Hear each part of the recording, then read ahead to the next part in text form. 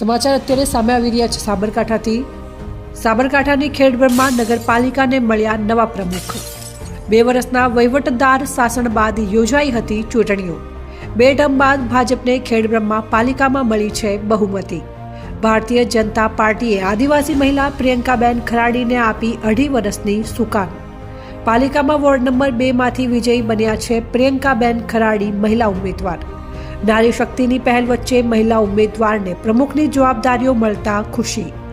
ખેડબ્રહ્મા પાલિકામાં નવા પ્રમુખ તરીકે પ્રિયંકાબેન ખરાડી, ઉપપ્રમુખ રાજેન્દ્રસિંહ ચૌહાણની વરણીને લઈ ખુશી।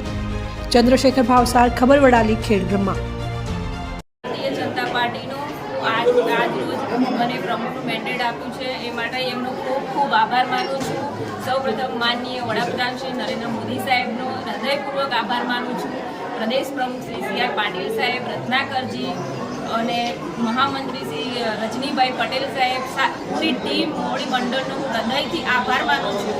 સાથે સાથે અમારા જિલ્લા સંગઠનનો ખૂબ આભાર માનું છું। માનનીય પ્રમુખ શ્રી કનુભાઈ પટેલ સાહેબ, વિજયભાઈ પંડ્યા સાહેબ, પછી મહેન્દ્રસિંહ રેવર સાહેબ, લુકેશભાઈ અને જયેશભાઈ, સૌનો હું અત્યારે આ ક્ષણે સંગઠનનો હૃદયપૂર્વક આભાર માનું છું જેમણે મને આટલું મોટું પદ આપ્યું છે।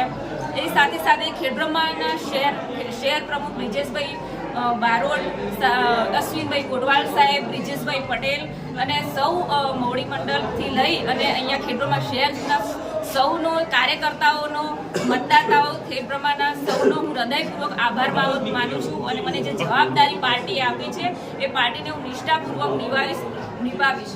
Thank you so much.